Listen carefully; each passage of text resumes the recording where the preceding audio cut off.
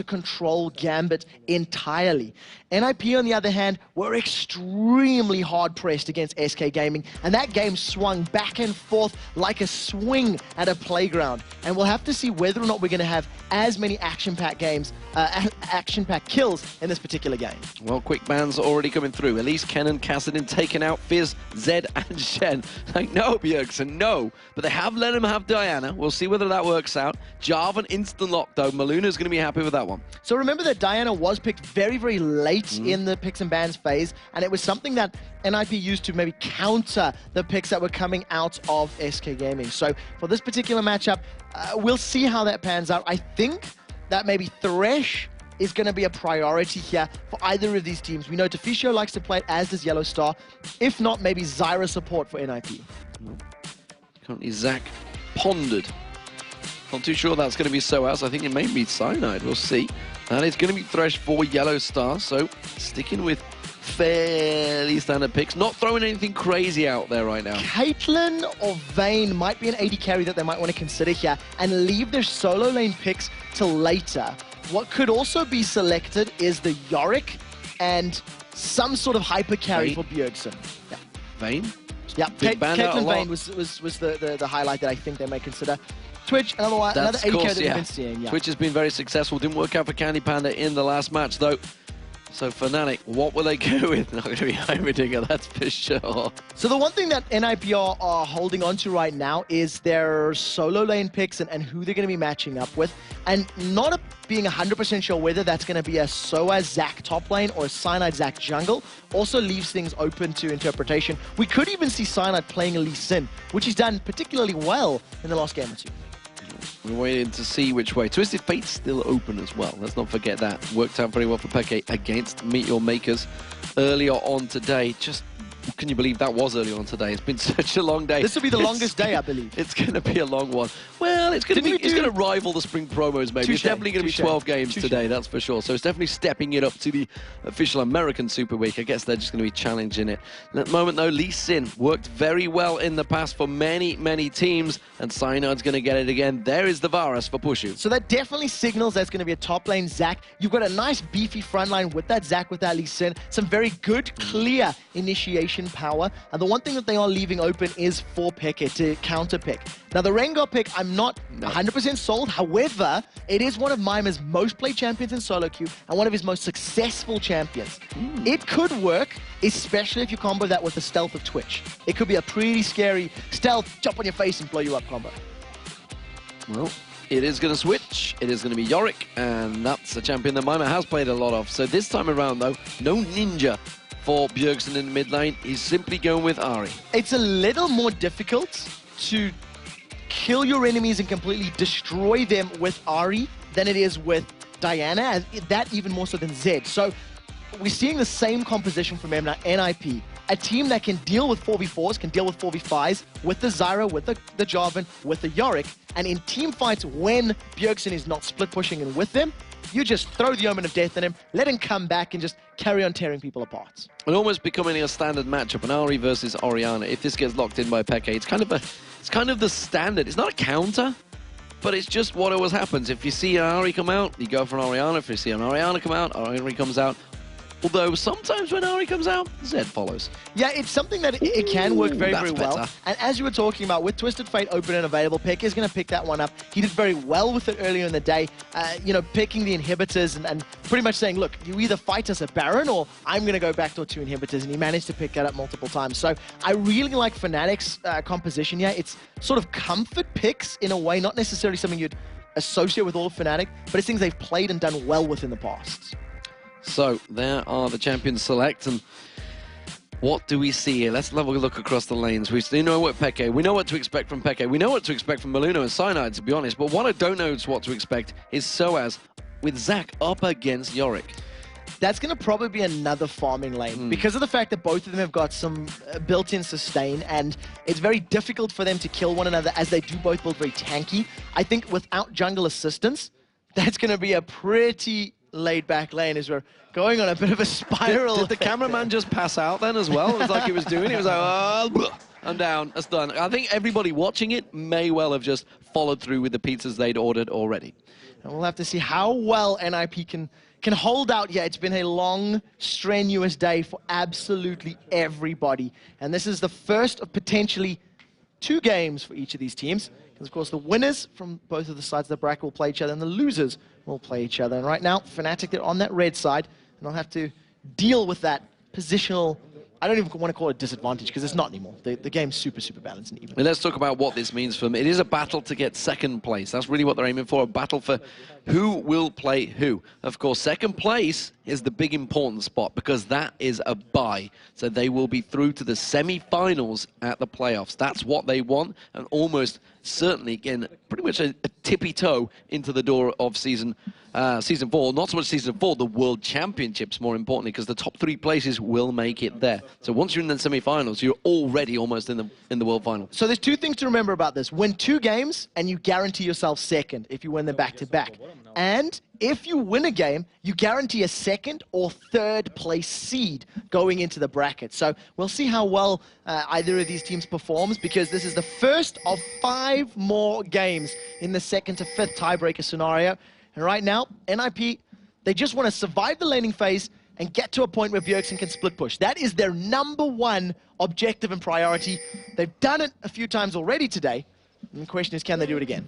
2 of these teams, not so much, might not be NIP or Fnatic, but 2 of these teams, 2 of these 4, will be playing 3 more games tonight. So it could be a long one, ladies and gentlemen. Peke, with that yellow card pulled already, was looking to go for that early invade. Did Freeze spot them? He did ping it. Yes, he did. He saw them, gave them coverage. Are Ninjas in Pyjamas going to react? Are they going to go straight for in ward invasion? Yes, it will. Deficio feeling brave, feeling like he's going to step in towards the Fnatic jungle. While Fnatic, they want to go for that late invade. They want to get towards that red buff. At this point in time, the fact that this game, seeding is at stake and that all-important 2nd place, but on the same token, these teams are not going to be feeling the same amount of pressure that was on them earlier in the day. So we're going to see a little bit more, maybe even opportunistic plays, as you can afford to get away with it. You can afford to make those plays. Fnatic with a couple of wards in their back pocket, just going to invade, get some deep vision down, walk over a Jarvan flag and get spotted. So NIP are well aware of Fnatic's position. Yeah, the pings are there, right on their spot. They've not gained any vision of them. They're just simply getting their spider senses. Looks like Fnatic will back away from this one. Ninjas in Pyjamas, they're ready and waiting to go in towards their Deficio. Is going to use his plants to gain vision. Let's see which way he pokes it, tries to draw them out. Look at this, it's just simply bait. Freeze walks straight in there. He does put a ward around the backside. Now they realize it is safe ground. So let's look at lanes. We're going to have Mimir and Soaz. They're going to have a 1v1. It's something that Soaz loves to have. We'll see how it works out for him. Mimir in 1v1s has not worked out terribly well on Yorick so far. To be very fair, it has gotten better. So as the weekend's gone on and as more games have been played, Mimir has been improving. And Yorick in particular, his first game wasn't good. Second game a little better. Third game, and we'll see how this one matches out. His Yellow Star's gone super low from that expunge. Yeah, got built up pretty heavily, and that expunge doing a big burst of damage there from Freeze. However, it was Pushu that was picking up the farm at the back, and Freeze only got that 1 CS. So despite the fact that Yellow Star took the damage, it wasn't actually an advantage built up. Freeze, meanwhile, will continue to clear out and get those minions back down there. Cyanide, he's on the red buff. He's going to be taking that one down nice and easy. Maluno, he's got himself that double buffed up as well, already taking the blue, not looking for any invades. The junglers just clearing their paths right now. Yeah, and until both junglers have got double buffs picked up and secured, I don't expect to see any sort of ganks or setups happening. I think that with both Jarvan and Lee Sin having very strong low-level ganks, the most likely lane is going to be mid or top to try and get their carries in a good position. Oh, we saw Maluno try and slide into that mid, but he is still on top of a ward, so Peke just sidesteps out of that charm coming through. Cyanide is ready and waiting. He's going to be doing raids just off the side. They may choose to go aggressive here on Maluno, but I feel that Peke just wants to farm right now. Yeah, at this point in time, again, not being level 6 for Bjergsen's Ahri, it is a little more difficult to guarantee these kills. Peke is well aware of Maluno's position, and you can see Cyanide coming in. The knockup lands. Does manage to land the knockup. Charm, oh, very close. They may turn this one back around on Maluno. He's going to get taken down. Yes, he is. The Ignite comes in. It's first blood Cyanide. It's not over yet. Third stun card comes in. It's going to be Bjergsen, but he's going to get Lee Syndrome. Pulls in there. He manages to take the tower hit. Peke flash for it as well. And why the hell not? He got himself a second kill. Double kill to start the game off for Fnatic, but more importantly than just the kills, Cyanide gets a refresh on both his blue and his red buffs. So at 4 minutes on the clock, he gets an extended time frame on all of that extra damage and cooldown reduction from both of those buffs in his back pocket. So a very good, strong start, especially on a jungler like Lee Sin who can snowball and get into a power position very quickly. And seemingly a strong start from Soaz in this top lane as well. He's bullied Mima, pushed him back onto that lane. Mima, of course, battling for mana, going to try and chase him with those ghouls, try and push him towards Soaz. Soaz was looking to back off, and he will go back and buy. Started off with the Doran's shield, both of them in the top lane. This bottom lane, though, what is going on here? It is a massive advantage for Freeze, really pulling ahead in the CS. Yeah, at this point in time, thanks to all of that damage Yellowstar took early, Yellowstar's not able to zone. He's not able to use all of that on-hit damage from his Flay onto either Freeze or Deficio, and he is actually outranged by Deficio as well. So at any point he wants to step forward and try to get some auto attacks down, Deficio is just going to use that Zyra and just lob out long-range auto attacks. So it's a good position for them, but they need to maintain that applied damage in order to keep that CS advantage. Look at the advantage, what Peke went for. He went for the very start item of a Sheen. He wants to get that burst damage, wants to try and critical hit on Bjergsen, try and do some of that burst damage. Doran's, double Doran's rings picked up by Bjergsen though. So one of the things that we've been seeing out of Twisted Fate players all weekend long is Boots of Swiftness, followed by Lichbane, and then some form of ability power item. And with the changes to pick a card, it's much more important to get in range at a quicker time frame. As you can see, gold card's locked, and it times out significantly sooner. So you can no longer zone enemies for quite as long. Freeze back in the mid.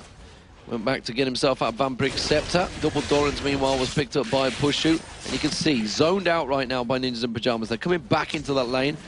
You can see them try and fight their way back into it, but the battle between the two continues to rage. Freeze still continuing to make sure he sidesteps, just dodges out of that hook from Yellowstar. Meanwhile, the plants did go on towards Yellowstar, putting some damage down. We see Maluno is sneaking in. There is not a ward in that bush at the moment. He's got himself in here without being seen. Pushu's going to get caught out. There's the Dragon stance knock up. Not going to be enough. Flashes were burned from both in the bottom lane, though. So that means Maluno, he's going to be making a follow-up call in a moment. Yeah, in order for Ninjas in Pyjamas to make up this difference, they need to get kills as soon as possible because Peke is level 6. So the threat of a Destiny gank onto this, extended Freeze and Deficio lane is very, very present and definitely something that they need to be aware of. So they have backed off. I tell a lie, only one of them's backed off. Yellowstar backs off. Now we're seeing Pushu backing off, so he's actually going to go back and buy. See what he picks up here. 50 CS meanwhile for Peke. Peke is backing off as well, so he's going to get himself, he's already got the boots on there actually, along with that. Sheen gets himself the Mercury Treads actually, wants to make sure he gets out of that charm quicker from Bjergsen. Meanwhile, Soaz, he came back to the lane, only got himself a Ruby Crystal, so continuing to save up, I believe. Meanwhile, Tear of the Goddess was picked up by Mama. In terms of the item purchases and the fact that Destiny is available, Peke with Destiny and Exhaust is moving towards the top lane, so he may want to jump on top of Mima. Soaz has Let's Bounce and Ignite, and if they combo it all together, this could be scary. Gold card was primed. Destiny's going to come down in a second, and here comes Peke. There he goes, catches on towards Mima. Immediately, Slingshot not going to catch on towards him. Let's Bounce flash by Mima. Exhaust is going to be enough to slow him down. Tries to pop his ghouls down, but it is not enough to save his life, and Peke picks up the kill. So Mima did manage to flash the bounce, but was instantly followed by Soaz, as well as that exhaust coming down from Peke. So, first use of Destiny, secures Peke another kill, another one notched up on his Twisted Fate belt, as Freeze and Deficio are dealing with that extended farm. Now, thanks to Mima going down, this should be a fairly safe invade and steal on Ninjas in Pyjamas blue buff. Maluno coming round, he's going to be too late. He may actually get caught out. Cyanide chases on.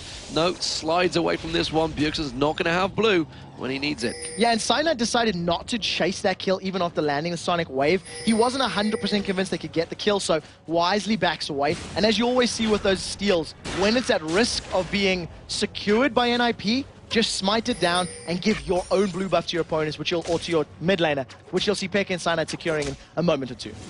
Well, they're going to have to go across there. I'm not too sure whether it's up. I'm sure Maluno had the blue buff on him back there.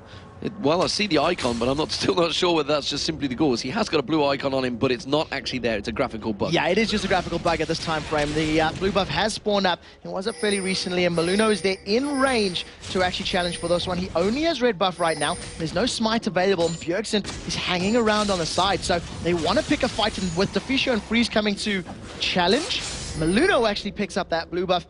not ideal. Yeah, he was zoning out Peke. Peke was sort of like walking towards him like, no, no, no. There is definitely someone in this bush. I can't come towards you, Cyanide. Gonna have to be left alone. The charm lands. Is it gonna be enough to turn it around? Uses the Spirit Rush. Ignite going down. One more hit should do it. There it is. Bjergsen gets the kill. And he was forced to flash for a very good gold card, but it's not over as Cyanide wants Bjergsen. Cyanide catches on towards him. He's got that red buff on as well. It's gonna be doing that extra damage. There it is. The kick to the head. Roundhouse kick in Bruce Lee style to secure himself yet another kill. 2-0-1 on that Lee Sin. Boots of mobility completed, so he's looking to gank and he's looking to control lanes, and also he's looking to control Bjergsen. If Bjergsen cannot split push and cannot duel and challenge anybody, then that means Fnatic are in a much better position to try and win this game. Freeze is looking to get the grasping root on Pushu. There's the Dark Passage thrown out, wasn't required. Simply puts the shield down. He's going to work this one out. Look at the difference though.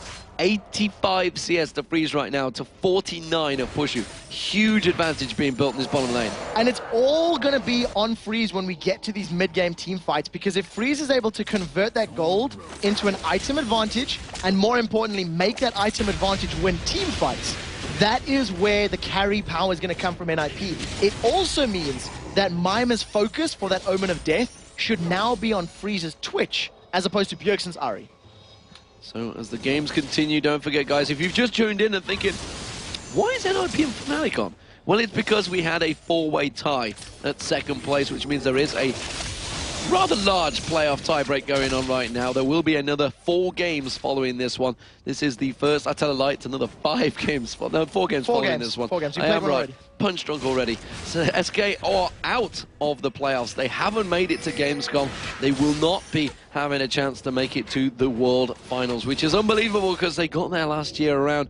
It's another team, it's the second team we've heard of that haven't made it. And I think back to, obviously, NA, there's a couple of teams that still could get there that made it. But more importantly, Taipei Assassins are not even going to be there either. Southeast Asian qualifiers, by the way, the regional qualifiers will actually finalize tomorrow, so we'll know. They'll be the first teams that we'll know will be making it to the World Finals. Yeah, and make sure you actually check that stream out to see who is the European and North American teams going to be competing against, because right now NIP and Fnatic are fighting for seeding to qualify for that very, very playoff.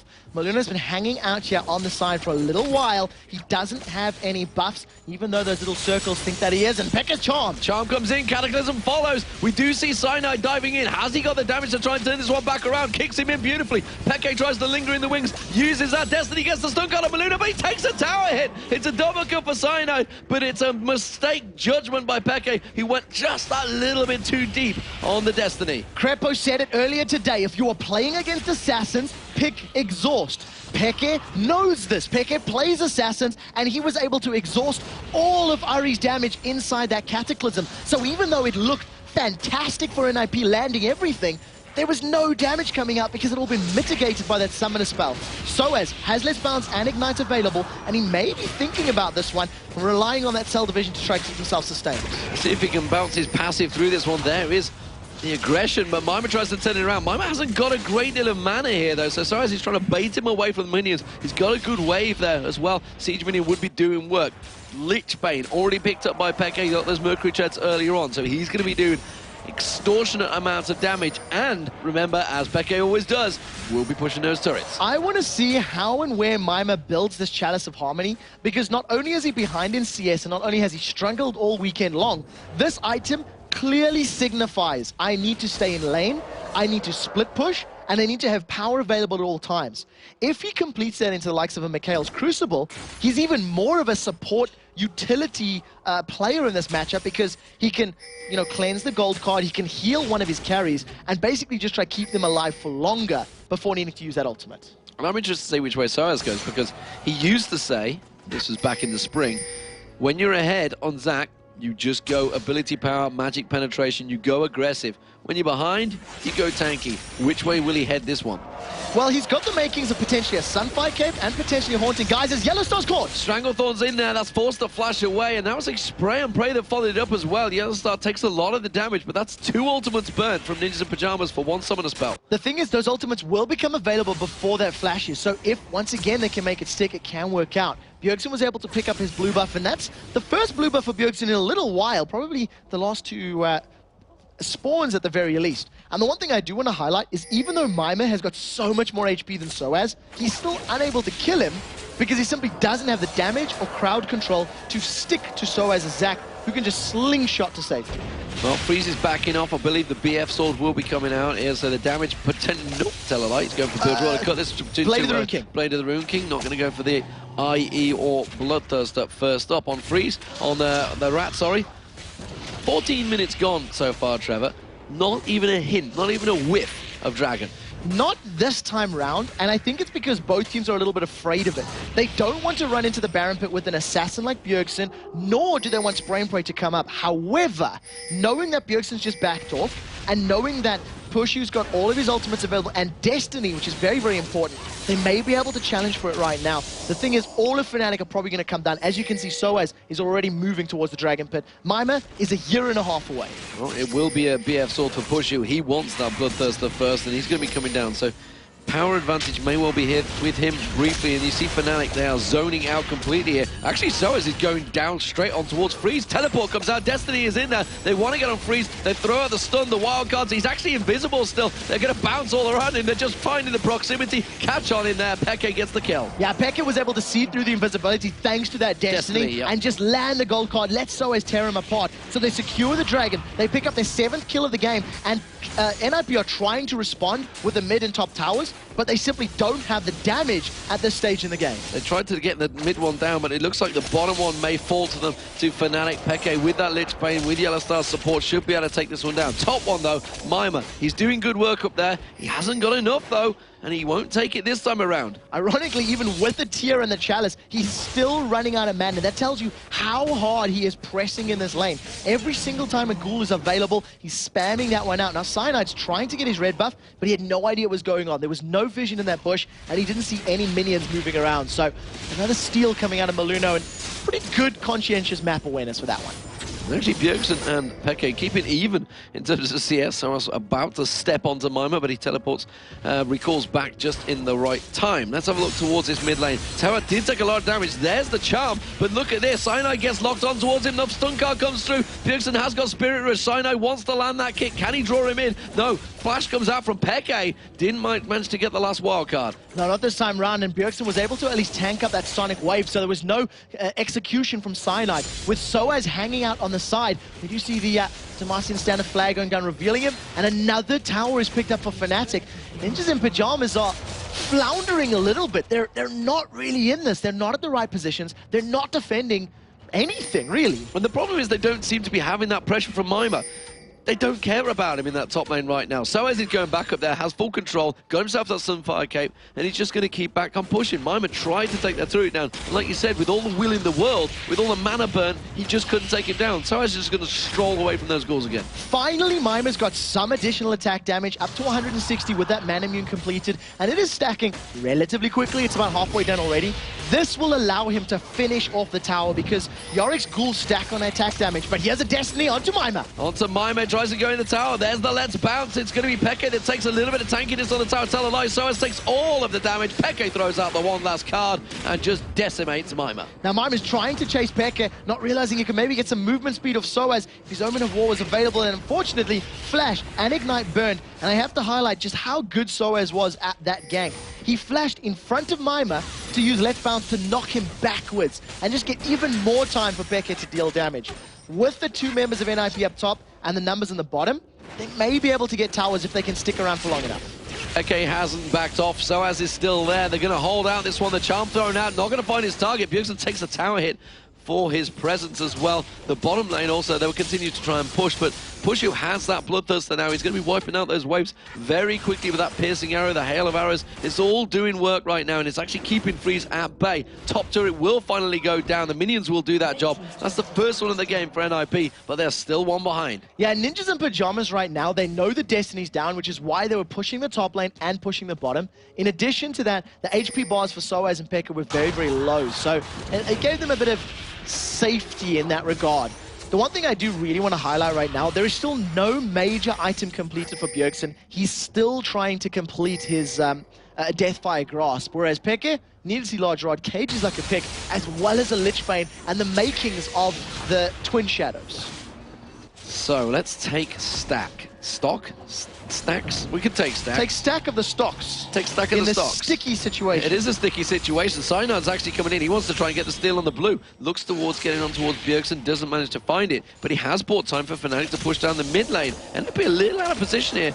Are they going to try and take advantage? They don't really have the vision of the situation. I kind of feel like Ninjas in Pyjamas positioning and gameplay throughout this particular game just tells you they're not necessarily mentally quite on the same page. They're not reading Fnatic as well. They're responding late to the pushes from Fnatic, and as it stands, they're falling behind in every single metric here. They're behind on farm, behind on kills, behind on towers. Dragon should be up in the not too distant future, and if NIP don't contest and maybe secure that, this gold is gonna just get once again uncontrollable, like we've seen with Ultimate and SK in the previous game. So Soaz clears out the top turret, and like you say, it is pushing them every angle, every advantage they can have. The gold stacking up on Peke there. Must be loving it when you wipe out those waves and you get all those passives sticking in your direction. It's just a constant gold ticking message for you. Bjergsen, he has the rest of Ninjas in Pyjamas coming up behind him. Looks like they're finally deciding to group up and maybe put pressure on this mid turret. So in terms of total gold that Pick has actually earned, it's sitting at 700 right now. It's just short of the Cage's lucky pick. So he's invested his bonus gold into earning more bonus gold. Now look at Soaz's position in the Wraith camp. He could charge up that slingshot at any time, and I think NIP realized they had no vision on their opponents. There's no jungle wards really on the side of Fnatic's map for NIP, so they backed away safe. And Soaz isn't stepping off this one just yet. Destiny is available as well if Peke wants to join the party. That tower, though, with nothing, it could wilt under a unpleasant look. Soaz, though, look at this. Ready to go. Is he going to come from the side? Let's Pushu's bounce would work perfectly. Pushu is not there, but Elastic Slingshot will be. Let's bounce on towards Bjergsen. He's the focus target. Can they get on towards him? Stranglethorns does manage to keep Soaz at bay. Freeze is going to get knocked down. He's going to get revived by the ghost of death, whatever the hell it's called by Mime. It doesn't matter. They're going to try and lock on towards Yellow Star. Fnatic coming back around the corner, though. They lock on one. Maluno's going to get dropped into double kill for Soaz. They're going to catch on Pushu on towards Mime. This is going to be a massacre. It's Fnatic in full control, and that's a 4-4-1 engagement. Fnatic doing work. And that was a 4 versus 5.5. Not only was Pushu not there until the end of the fight, but they used the Omen of Death on Freeze to try bring him back to life. Now Pushu has got his Bloodthirster up, and with Dragon respawning, somebody's going to tank Dragon, and he's just going to lifesteal his way back up to full HP. Soaz comes in after picking himself up a bunch of kills, and talked about it. Mima wasn't doing much in that top lane. Hasn't worked out. I've not been impressed with Yorick all weekend for him on that top lane. It just doesn't seem like an impactful champion that he's using. Soaz, he's just been in complete control. He's now 2-0-5. Soaz has been struggling this weekend, but he looks like he's in a happy place right now. Yeah, the last time we actually seen Soaz earlier on the weekend is now Peke's caught. Peke's caught, but he manages to get away from that one. Tries to pop the exhaust down. Is it going to be enough? Doesn't have any mana. Does throw out the stun card, but look at this. Cyanide's going to come in around the corner. He's buying himself time. Doesn't need it. The Lich Bane does the job for him. Ladies and gentlemen, when you are dealing with an assassin, and when you are dealing with an assassin as good as Bjergsen, pick exhaust. That is the #1 rule. You've seen how much damage Bjergsen put onto Peke before the exhaust got down. And if you look at the player cams, Peke and Cyanide are all grins and smiles and giggles after that last engagement. Yeah, I think Cyanide got the assist from that as well. He got the safeguard. I'm not too sure whether it was quite in the right time. He was coming in and it's like, I've got you covered, I've got you covered. It's okay. It's okay. Don't need you. Don't need me. Okay. You got this one. Nevertheless, he is cleaning out, picking up the red buff. The blue buff isn't available, I don't think. I'm trying to see whether actually he picked it up there. I didn't see whether Destiny's available. They're jumping on Freeze. He's going for the rat. This time he can see him, of course. That Destiny will work out. Stun card comes out. Wild card follows. Ooh, that's doing damage. Freeze cannot go too far up that lane anymore. Peke made a prediction on where he thought Freeze was going to go. It looked like he was heading up towards the double golems. Freeze did not, and that actually saved his life. I want to point out, firstly, that Peke finished off his death cap and twin shadows in his last back. In addition, Pushu may have accidentally double-clicked because he's sitting on 2 pickaxes. That boy wants to be a miner. Well, he's not going to be a mimer, at least, that's for sure. It is going to be Fnatic pushing the bottom lane, and they have full control. They have minions, they have the conga line, and then they are just putting damage on this. NIP thinking of actually trying to defend that one. I'm not too sure they have it in them right now. They're 13-3 behind in kills. They're nearly 9,000 gold in behind And it's just overall all going Fnatic's way. If NIP don't land a charm onto a crucial target like Cyanide, Pushu, or Peke, unfortunately they do not have the damage right now to actually win a team fight. The Blade of the Ruined King and Zeal is good for freeze, but it's just not enough to shred through absolutely everybody. So as chilling out in the lane, gets caught by the red buff, and he manages to slingshot away from the knockup. But I would dare say he's actually taunting members of NIP. Yes, he is. You can see him doing the dance. That's exactly what he's doing. He's getting a taunt going.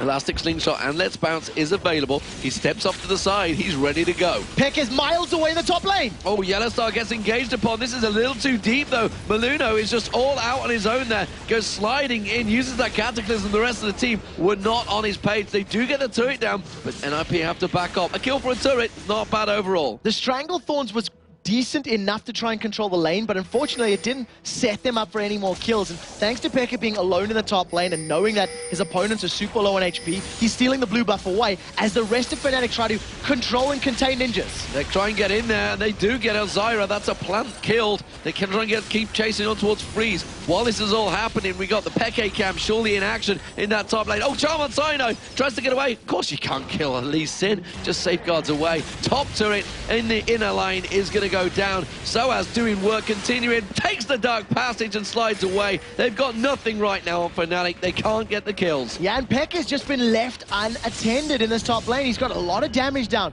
Destiny's being channeled. He's looking for an opportunity. He may just use that one to get a safe exit out of the lane. Well, he's going to go to Baron. A quick flick. Last time I remember someone going to that side of the map was Froggen, just panic clicking his Destiny. How did I end up here? A little bit of a misclick, but nevertheless, good escape by Peke. 25 minutes on the clock, 250 CS under his belt. He's basically at full build with a Twisted Fate, and anything in addition to this is just a bonus. And we know how good Peke is in TF. Even after the changes, after the balances to him, he's still decimating people. Blue buff, that's going to be gear picked up. It's Pushu this time that's going to take it because, well, Peke had already just picked up the blue buff from the NIP jungler, so why not allow him to have it? What can Ninjas in Pyjamas do about this one? Honestly, right now, is it a case of start discussing what the next match would be? It's going to be up against either Evil Geniuses or Gambit. Do they start discussing tactics right now? Because this game is close to over. I hate to say yes, but I do feel that if Fnatic whiff their sieges, that is the only way for NIP to get back in this. Fnatic have to basically miscalculate their tower dives and make mistakes trying to get inhibitors. And if they don't make mistakes, NIP are just too far behind. It's 11,000 gold, and they can just be popped. Look for Bjergsen to land a good charm, but even when he does, there's just not enough damage to kill people. His mind is hooked. Well, he got hooked, and there was barely anything that went towards him yet. It took him down to half health, because he's actually not got any defense right now. This is what he did in the last game. Yeah, he's only got a Warden's Mail and a Kindle Gem to work with, and it's just not enough. He's sticking around in lane, and part of the reason that blue buff from Varus is so important is the long-range poke. Slingshot's being charged. Soaz is thinking about a dive. If NIP stick around, Soaz was definitely going to pull that trigger and lob himself at the Ninjas. Yeah, Ninjas have to back away from this one. We can see that Bjergsen's gone back to base. They might take the advantage here and go for the inhibitor turret. Look at that. Every time those cards land from Peke, from Pushu, they're doing work. They're going to take it down. Soaz goes in. Let's Bounce comes on. Mima gets caught up. Chain of Corruption doing the job. Stranglethorn's having a good defensive work and trying to bounce him back in the air, but Mima will get taken down. It's Pushu with a double kill so far. Bjergsen gets caught out. The wildcards flinging past him. Lands the charm on towards Yellowstar. The orbs not doing the damage they require. Destiny comes out. He's gone in towards the back tower. Can we look at Peke? No, doesn't matter. He's already got the kill, and that was Bjergsen that he went diving for in the back. They secured the inhibitor as well as the tower and 3 kills, and even though their team did go very, very low, Fnatic did not make a mistake. They've now turned their attention to the bottom lane, and they're going to secure the 8th tower of the game. This potentially is game. However, they are very, very low. I think Fnatic may back away, pick up Baron, and then look to finish the game. Yeah, and why not? They've taken themselves 3 kills and 2 inhibitors in a push without the Baron buff. Do they even need that Baron buff? That's the question. They're 14, well, scrap that, 15,000 ahead in gold. 35 to 50k, just shy of 30 minutes. It's a big, big advantage. Do they need it? No. Should they go for it? Yes, because they can set up a lot of vision. Mima even flashed. This has to be surrender. Yeah, to surrender. You can see the headsets coming off. That is going to be Fnatic taking game 1 in the tiebreaker series. They're going to be going through to the winner bracket, so they essentially have themselves one step closer to second place. First win from Ninjas in Pyjamas. Not going to work out for them. They're into the loser bracket. It's going to be Evil Geniuses versus Gambit up next. Who will they be facing? Fnatic right now really look like the team that we'd come to know and love throughout the spring and the summer split. They were able to answer every single question that we threw at them. They converted every single advantage they had to objectives, and they didn't really make any mistakes at all in that particular matchup. So congratulations.